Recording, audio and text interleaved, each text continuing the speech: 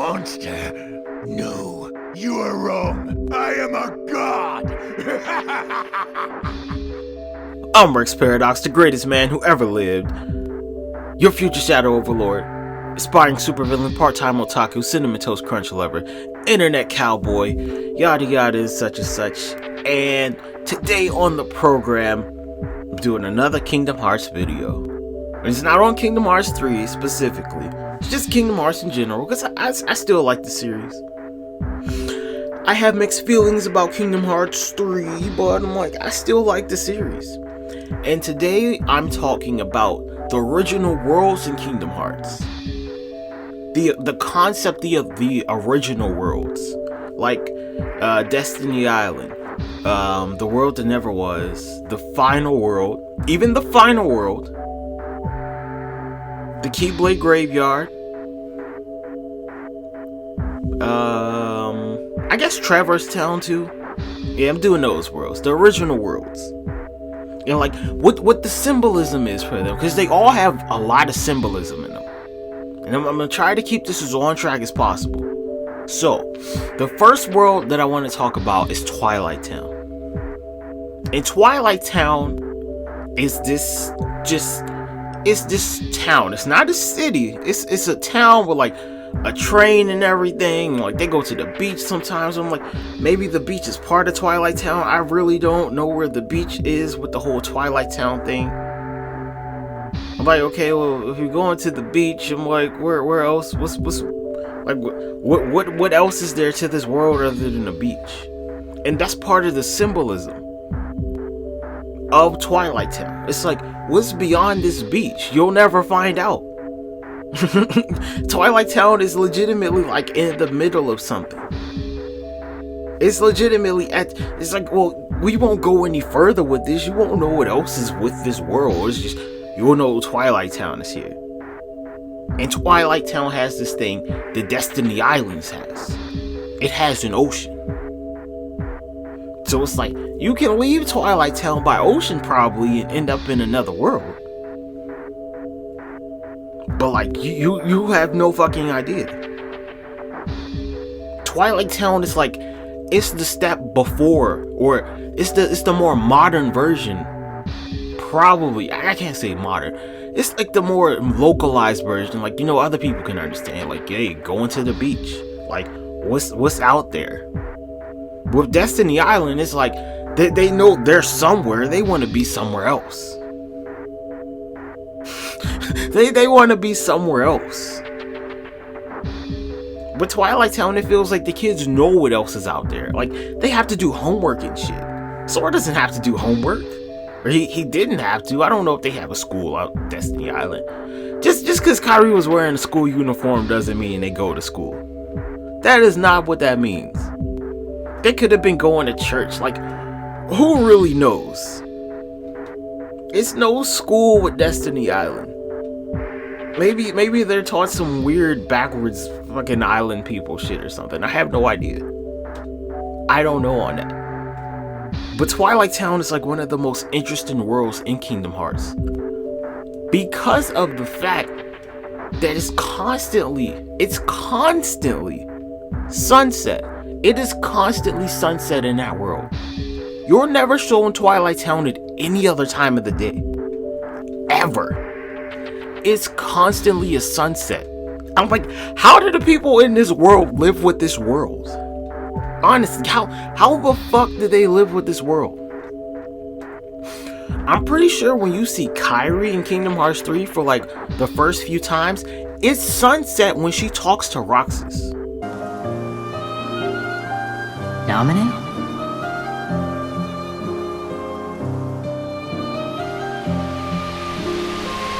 Nominate. What's happening to me? Who are you? And that's not my name. I'm Kairi. Kairi. I know you. You're that girl he likes. Who? Please, a name. I'm Roxas. Okay, Roxas. But can you tell me his name? You don't remember my name? Thanks a lot, Kairi. Huh? Okay, I guess I can give you a hint. Starts with an S. Now, I might be mistaken by that, but I'm pretty sure it's always sunset when she talks to Roxas. When Axel goes to pick up Kairi, like, it's sunset.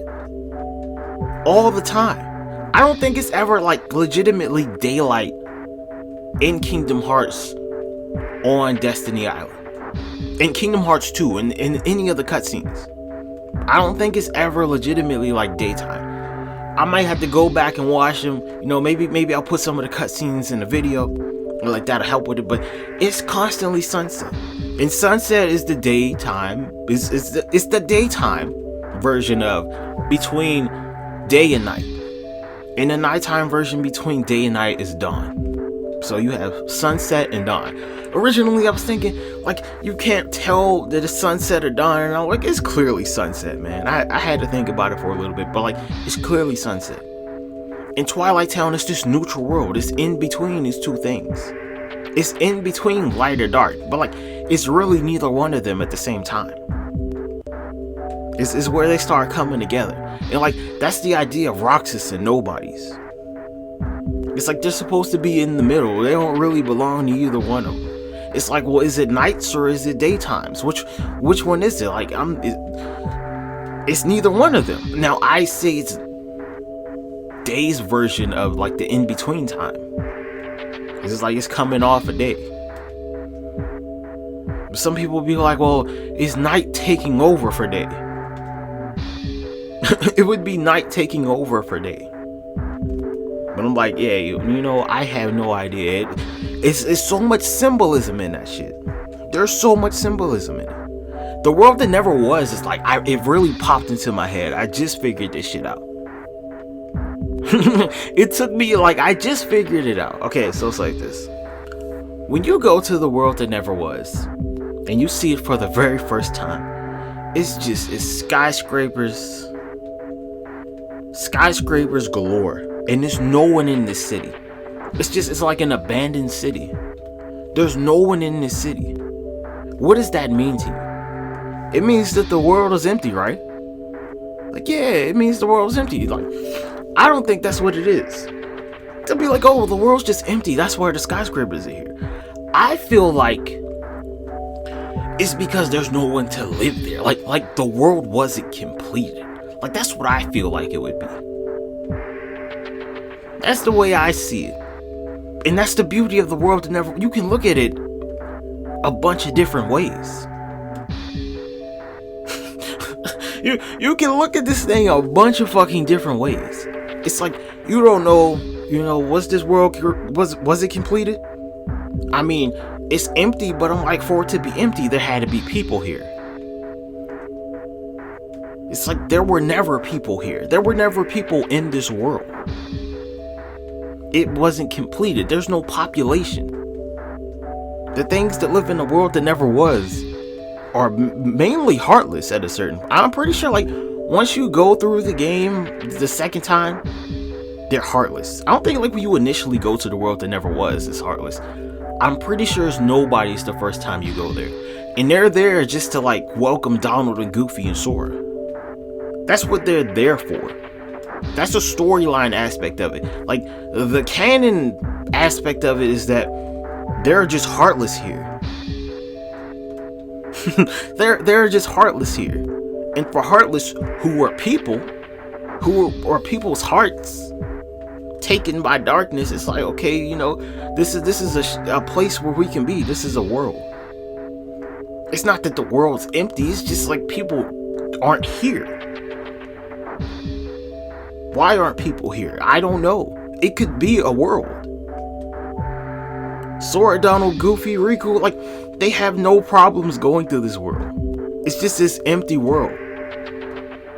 And it's not even like the whole world, is it just like a whole world of skyscrapers? Or is this the big city in that world? You have no idea. Then above the city, there's this, like, castle or whatever the fuck, where Organization 13 exists, and this thing is fucking huge. It's a huge fortress.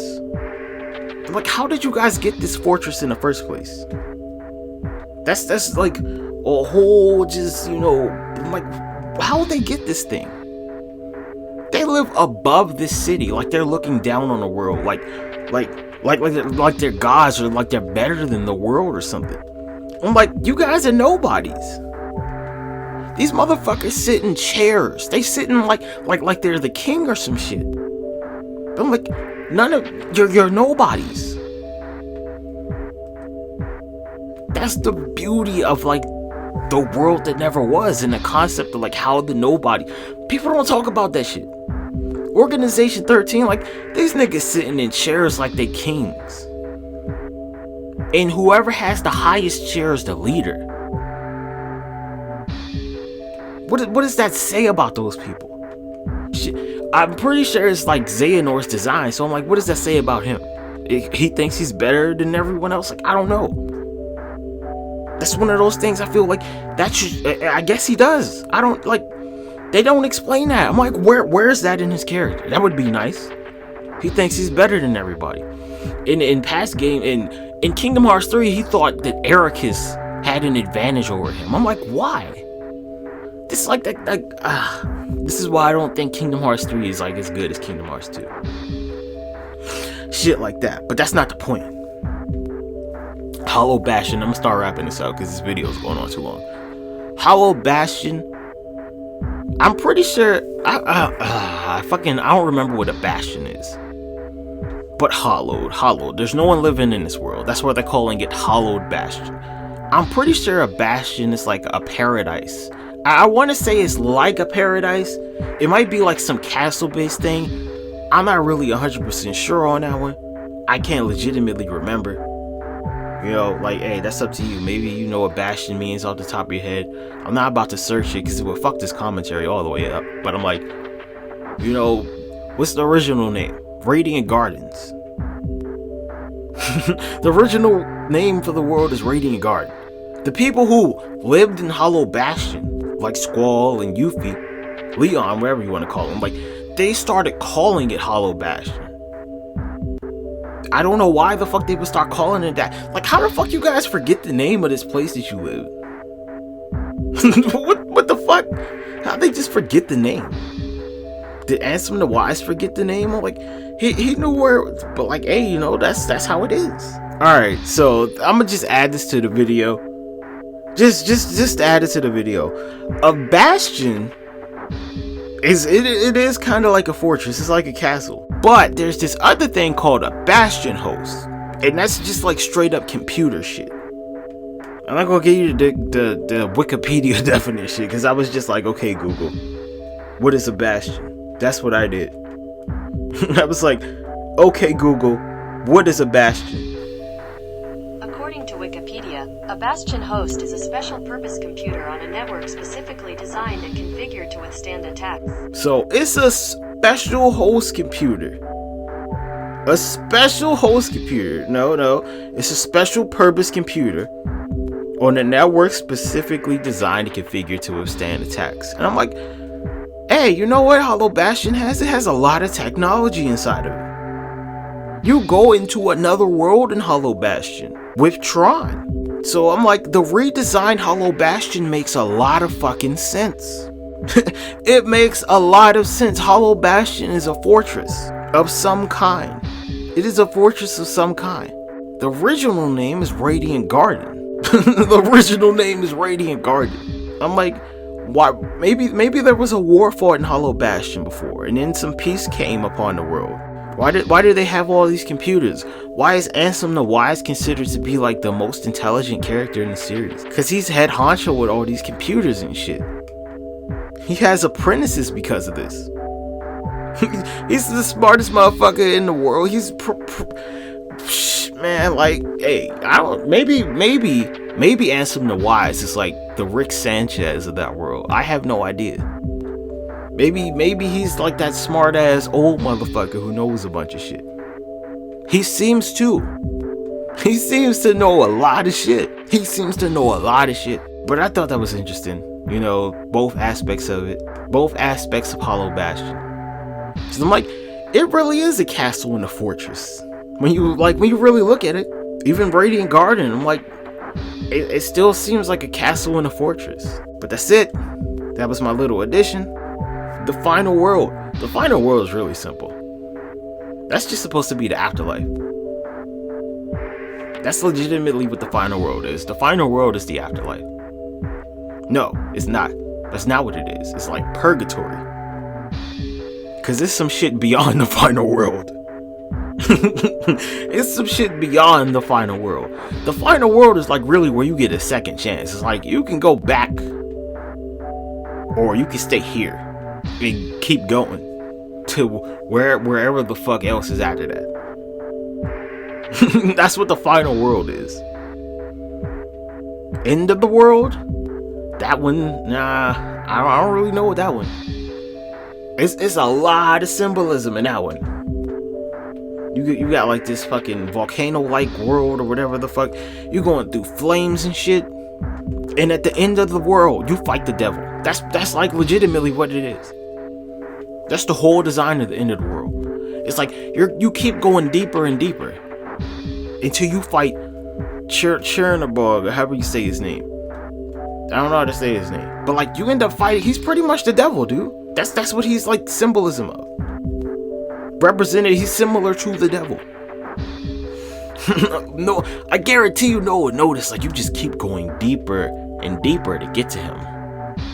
You keep going lower and lower to fight him. Lower and lower to fight him. Like you really gotta think about that one. You keep going lower and lower to fight him. And it's like after you beat him, you go even lower.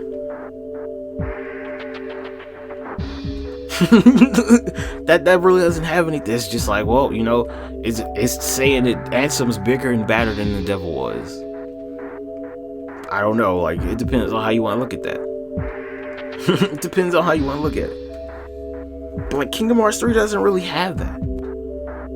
Like nothing about the Keyblade Graveyard has anything to do with that maze. Like why is there a maze in the Keyblade Graveyard? Now my interest is raised as to why there's a maze there. But I'm like, why is the maze there? You know, I don't know that. There's not enough light shed on the Keyblade Graveyard. Now I'm hoping that the Keyblade Graveyard is actually the land of departure. I think that's what it is. The land of fairy tales. I'm hoping that that's the Keyblade Graveyard. I'm hoping that that's the Keyblade Graveyard.